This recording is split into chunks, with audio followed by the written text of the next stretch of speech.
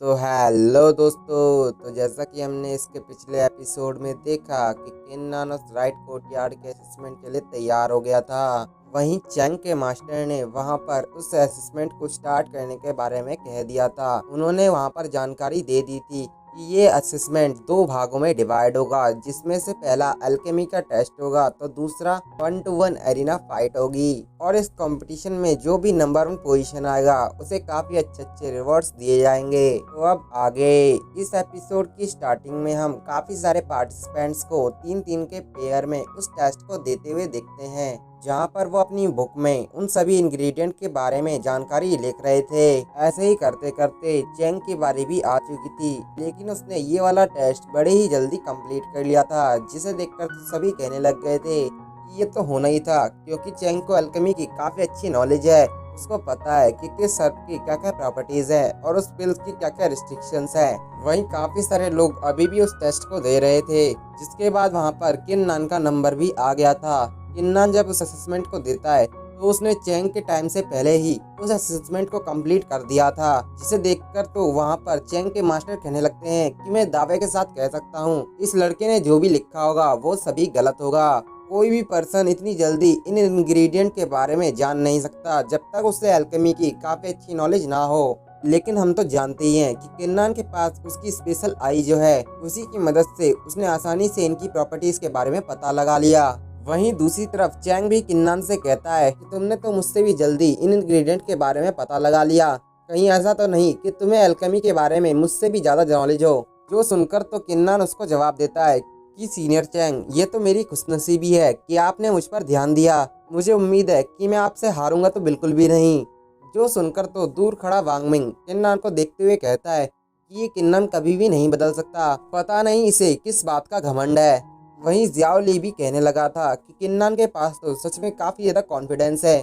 मुझे नहीं लगता कि मैं कभी भी उनके जितनी हिम्मत दिखा पाऊंगा। उन सभी के टेस्ट कंप्लीट हो जाने के बाद एक एल्डर उस टेस्ट का रिजल्ट अनाउंस करने लगते हैं, जहां पर वो उन लोगों से कहते हैं कि इस टेस्ट के टोटल नंबर 100 है और जो भी इसके अंदर टॉप 50 के अंदर आएगा वो ही नेक्स्ट राउंड में जा पाएगा। जिसके बाद वो वहां पर सभी के मार्क्स बताने लगते हैं, जिसमें से युन के मार्क्स 72 आए थे, वहीं जियाओली के नंबर भी 53 आए थे। इसके बाद ऐसे ही करते करते काफी सारे पार्टिसिपेंट्स के वहां पर नंबर बताए जाते हैं। फिर वहां पर चैंग की भी बारी आ चुकी थी, जिसने वहां पर 99 स्कोर किया था। जो सुनकर तो वहां खड़े लोग बिल्कुल भी हैरान नहीं थे, क्योंकि उन्हें पता था चैंग को अल्केमी की काफी अच्छी नॉलेज है और वही इस कंपटीशन का विनर बन सकता है। वहीं चैंग के मास्टर तो अपने स्टूडेंट का इतना अच्छा रिजल्ट देखकर काफी ज्यादा खुश हो गए थे। वो तो कहने लगे थे ये तो होना ही था, क्योंकि एक ग्रेट टीचर का एक ग्रेट डिसाइपल ही हो सकता है। और वैसे भी मैंने उसे अल्केमी के बारे में हर तरीके की नॉलेज दे रखी है। लेकिन तभी बगल वाला एल्डर जब किन्नान के स्कोर चेक करता है तो वो और भी हैरान हो गया था। वो तो कहने लगा था किन्नान ने भी 99 स्कोर किए हैं। जो सुनकर तो चैंग के मास्टर के साथ साथ बाकी सारे लोगों को भी अपनी आंखों पे यकीन नहीं होता, खासकर चैंग को। इसके बाद चैंग किन्नान से कहता है कि लगता है किन्नान तुम्हारे अंदर भी काफी अच्छी अल्केमी की नॉलेज है। लेकिन किन्नान इस बात से बिल्कुल भी सेटिस्फाई नहीं था। वो चैंग के मास्टर से कहता है कि मास्टर, मुझे आपसे एक और बात करनी है। मैं चाहता हूँ कि आप एक बार फिर से क्वेश्चन को वेरीफाई करें, मेरा आंसर बिल्कुल सही है।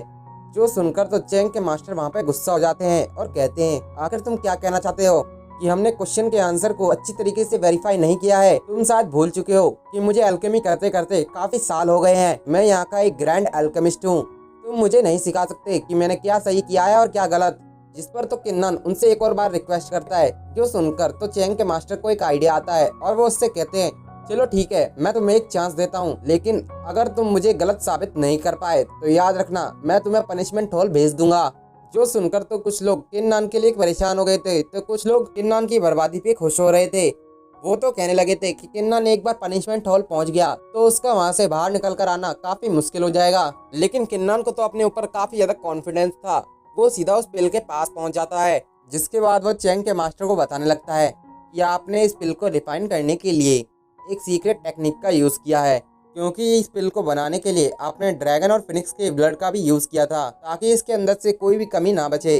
लेकिन ऐसा करने की वजह से ये पिल की आधी प्रॉपर्टीज वैसे ही बेकार हो गई है, जो शायद आपको नहीं दिखी, क्योंकि जो इसके ऊपर 5 लाइंस बन रही हैं वो इस चीज को आसानी से बता सकती हैं। उसकी ऐसी बात सुनकर तो चैंग के मास्टर कहते हैं कि तुम यहाँ पर बेतुकी की बातें कर रहे हो। इसका कोई भी सेंस नहीं बनता है। मुझे अच्छी तरीके से पता है कि मैंने इसको रिफाइन करने में कोई भी गलती नहीं करी है।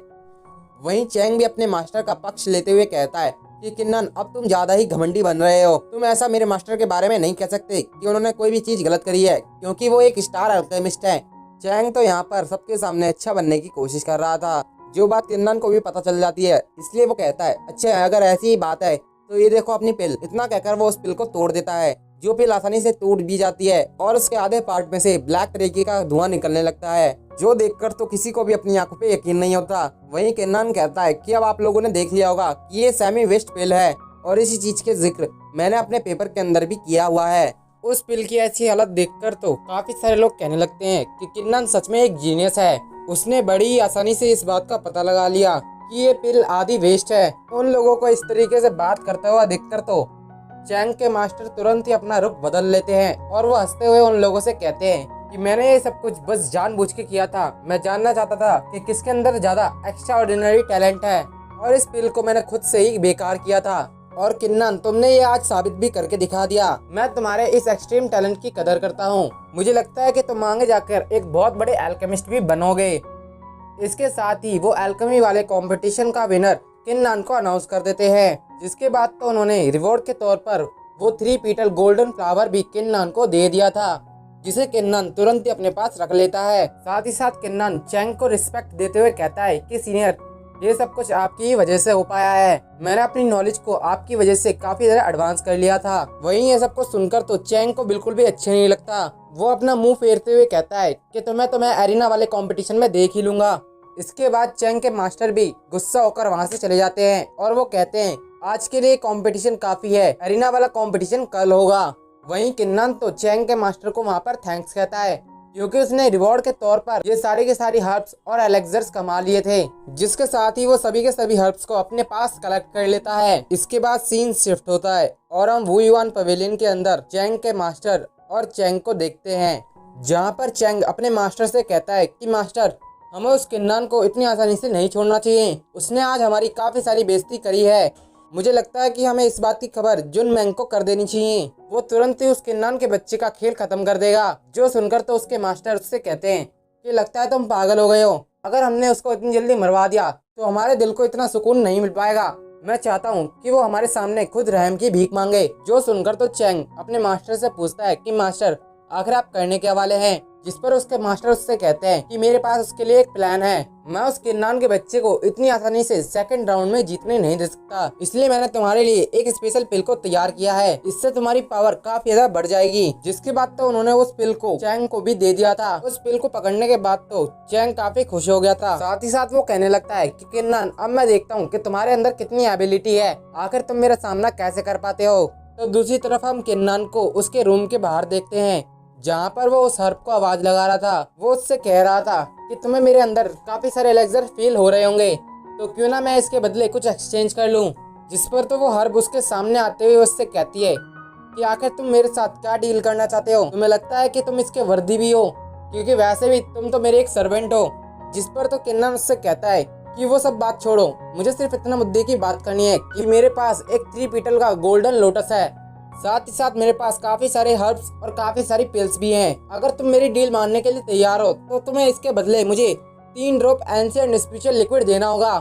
जो सुनकर तो वो हर्ब काफी ज्यादा भड़क जाती है। वो कहती है कि तुम कुछ ज्यादा ही डिमांड कर रहे हो। तुम्हें क्या लगता है कि मैं इन हर्ब्स को तुमसे कलेक्ट नहीं कर सकती? इतना कहकर वो अपनी पावर्स का यूज करने लगती है, जिसकी वजह से किन्नन की स्टोरेज रिंग में से काफी सारी हर्ब्स की एनर्जी उस हर्ब के अंदर जाने लगती है। जो देखकर तो किन्नन कहता है कि तुम इस तरीके से मुझे बुली नहीं कर सकती हो। जिसके इतना कहने के साथ ही वहाँ पर उसकी मार्शल स्पिरिट भी समन हो गई थी, जो वहाँ पर एक स्ट्रॉन्ग एनर्जी प्रेशर रिलीज करती है, जिसकी वजह से उस हर्ब को भी वहाँ से पीछे हटना पड़ गया था। तो दूसरी तरफ वो हर्ब उस मार्शल स्पिरिट को देख के कहने लगती है, आखिर ये किस तरीके की मार्शल स्पिरिट है, इसने मेरी पावर्स को इतनी जल्दी पीछे हटा दिया। वहीं किन्नन तो उस हर्ब को इस तरीके से बिहेव करता हुआ देखकर तो काफी ज्यादा गुस्सा था। तुमने जो आज मेरे साथ ऐसी हरकत करी है, इसके बाद तो मेरा मन बिल्कुल भी नहीं कर रहा है कि मैं तुम्हारे पास वापस आऊं और किसी भी तरीके का ट्रेड करूं। जो सुनकर तो वो हर्ब काफी ज्यादा डर जाती है, इसलिए वो उससे कहती है कि तुम ऐसा मत करना, कि मैं तुमसे प्रॉमिस करती हूँ मैं तुम्हें वो 3 एंशिएंट स्पिरिचुअल लिक्विड देने के लिए तैयार हूँ। जिसके बाद तो उसने वो 3 ड्रॉप्स किन्नन की बॉडी के अंदर डाल दी थी। उन एंशिएंट स्पिरिचुअल लिक्विड्स को पाने के बाद तो किन्नन ने अपनी स्टोरेज रिंग उस हर्प को दे दी थी। और गाइज मैं आपको बताना चाहता हूँ कि इस हर्प के अंदर जो लड़की है वो दरअसल एक प्रिंसेस है और उसका नाम म्याओ म्याओ है। इसलिए मैं आगे से इसको प्रिंसेस मिया ही कह के बुलाऊंगा क्योंकि ये बोलने में काफी आसान है, तो आप कंफ्यूज मत होइएगा। इसके बाद वो दोनों ही अपनी अपनी चीजों को वहाँ पर एब्जॉर्ब करने की कोशिश करने लगते हैं, जहाँ प्रिंसेस मिया ने बड़ी आसानी से उन हर्ब्स को एब्जॉर्ब कर लिया था। साथ ही साथ वो अभी भी किन्नन की मार्शल स्पिरिट के बारे में सोच रही थी। वो तो कहने लगी थी कि सच में इसकी मार्शल स्पिरिट काफी ज्यादा अजीब है, मुझे लगता है कि ये आगे जाके काफी ज्यादा स्ट्रॉन्ग बन सकती है, लगता है मैंने इसको अपना सर्वेंट बनाकर काफी अच्छा काम किया है। इसके बाद वो वहाँ से चली भी गई थी, लेकिन किन्नन अभी भी उन स्पिरिचुअल लिक्विड की ड्रॉप्स को एब्जॉर्ब करने में लगा हुआ था। वो एब्जॉर्ब करने के साथ ही कहने लगा था कि इन एंशिएंट स्पिरिचुअल लिक्विड की ड्रॉप्स की मदद से मेरा ऑरा तो काफी ज्यादा पावरफुल बन गया है। वो लगभग जियांटियन रेलम में पहुंच चुका है, लेकिन अभी मेरी बॉडी टेम्परिंग के रेलम में ही है। मुझे आखिर समझ नहीं आ रहा कि इतना पावरफुल लिक्विड होने के बावजूद मेरा अभी तक ब्रेक थ्रू क्यों नहीं हुआ। उसको ऐसा करते करते सुबह हो जाती है, जिसके बाद तो उसे याद आता है कि मैं तो असेसमेंट के लिए लेट हो गया। जिसके बाद वो बड़ी तेजी से उसकी तरफ बढ़ने लग गया था। जहां पहुंचने के बाद चेंग के मास्टर आगे आते हुए उन लोगों को बताते हैं कि यहाँ पर तुम्हारी फाइट किसी भी अपोनेंट के साथ हो सकती है, हम जो नंबर बोलेंगे उसी के हिसाब से तुम्हारी फाइट होगी। और साथ ही साथ यहाँ पर 4 प्लेटफॉर्म है, टोटल 8 बंदे यहाँ पर एक साथ लड़ सकते हैं, जिस वजह से ये असेसमेंट जल्दी से जल्दी कंप्लीट हो पाएगा। इसलिए अब ये टेस्ट ऑफिशियली स्टार्ट किया जाता है। जिसके बाद वहाँ पर एक एल्डर कुछ नंबर्स को बोलने लगते हैं, जिसके बाद वहाँ पर काफी सारे लोग उस प्लेटफॉर्म पे आके फाइट करने के लिए तैयार हो गए थे। वहीं किन्नन भी फाइट के लिए पहले राउंड में चुन लिया गया था, जिसकी फाइट किसी और से नहीं बल्कि ज़ियाओली से होने वाली थी। किन्नन को अपने सामने देखकर तो ज़ियाओली सोच में पड़ गया था कि आखिर मुझे लड़ना भी चाहिए या नहीं। उन सभी की फाइट को ढंग से अरेंज करवाने के लिए उस प्लेटफॉर्म पर एक एल्डर मौजूद था जो उस फाइट को ध्यान से ऑब्जर्व करेगा। वो एल्डर कहने लगता है कि ज़ियाओली आखिर तुम फाइट क्यों नहीं कर रहे हो। वहीं ज़ियाओली तो पीछे जाते हुए कहता है कि मैं अपना नाम इस फाइट से बैक करता हूँ। साथ ही साथ वो पीछे मुड़ते हुए किन्नन से कहता है कि किन्नन तुम्हें इस फर्स्ट पोजीशन को हासिल करना ही होगा। जिसके बाद किन्नन की फाइट दूसरे अपोनेंट के साथ होती है, जो कि कोई और नहीं बल्कि युन थी। किन्नन को अपने सामने देखकर तो युन ने भी गिव अप कर दिया था। जिसके बाद ऐसे ही गेम काफी ज्यादा आगे बढ़ता रहता है, लेकिन किन्नन की फाइट उसके दोस्त से ही हो रही थी, जिसकी वजह से वो दोनों ही वहाँ पर उस फाइट के अंदर गिव अप कर रहे थे। काफी देर के बाद ज़ियाओली को एक चांस मिलता है। उसकी फाइट हुआंग के साथ हुई थी, जिसमें हुआंग ने उसको हरा दिया था। वहीं युन की भी फाइट चेंग के साथ हुई थी, जिसमें युन भी हार गई थी। जो सब देखकर तो काफी सारे लोग वहाँ पर गुस्सा करने लगे थे, क्योंकि यहाँ पर कितना ही बड़ा कल्टीवेटर क्यों ना हो, उसकी फाइट कम कल्टीवेशन वाले बंदे से भी हो रही थी, जो कि नियमों के बिल्कुल खिलाफ था। इसके बाद वहाँ पर वो एल्डर कहते हैं कि अब इस मैच का फर्स्ट राउंड खत्म होता है, इसमें सिर्फ कुछ ही लोग सेकंड राउंड में प्रमोट हो पाए हैं। इसके बाद वहाँ पर पहला मैच किन्नन के साथ मूजी सान के साथ होने वाला था, जिसका नाम सुनकर तो युन भी कहने लगती है कि ये बिल्कुल एकदम गलत हो रहा है, किन्नन की कल्टीवेशन उससे काफी कम है। वहीं कुछ लोग कहने लगते हैं कि ये सब कुछ इस ओल्ड मैन की करतूत है, इसने जानबूझ के किन्नन को फंसाया है। वहीं कुछ लोग भी इसी तरीके की बातें कर रहे थे, जो सुनकर तो चेंग के मास्टर कहते हैं कि यहाँ होने वाली फाइट एकदम फेयर है, इसमें कोई भी रूल नहीं तोड़ा गया है। अगर तुम्हारे पास कोई एविडेंस नहीं है तो तुम इस तरीके की बात यहाँ पर नहीं कर सकते हो। अगर किसी ने भी इस तरीके की अफवाह फैलाने की यहाँ पर कोशिश करी तो मैं उसे सीधा पनिशमेंट हॉल भेज दूंगा। जिसके बाद तो मूजी सैन भी किन्नन के सामने आते हुए उससे कहता है कि किन्नन, मैंने तुम्हारे बारे में काफी कहानियां सुनी हैं, लेकिन आज मैं पहली बार तुम्हें अपनी आंखों के सामने देख रहा हूँ। जब तुम मेरे बराबर आ जाओ तब तुम मेरे साथ सीरियसली फाइट करना, लेकिन अभी के लिए मैं अपनी हार स्वीकार करता हूँ। जिस बात से तो चेंग को उस पर काफी ज्यादा गुस्सा आता है और वो कहता है कि ये जीसान का बच्चा आखिर अपने आप को क्या समझता है। दरअसल गाइस, मूजी शान का दूसरा नाम जीसान भी है, इसलिए हम उसे जीसान ही बुलाएंगे।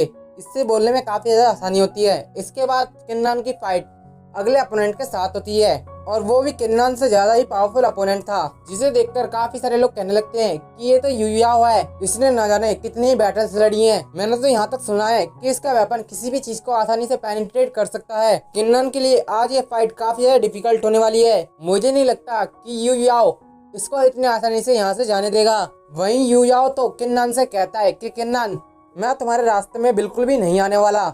जिस पर किन्नन भी कहता है, अच्छा अगर ऐसी ही बात है तो क्यों ना आप मेरे साथ सिंसियरली फाइट करें।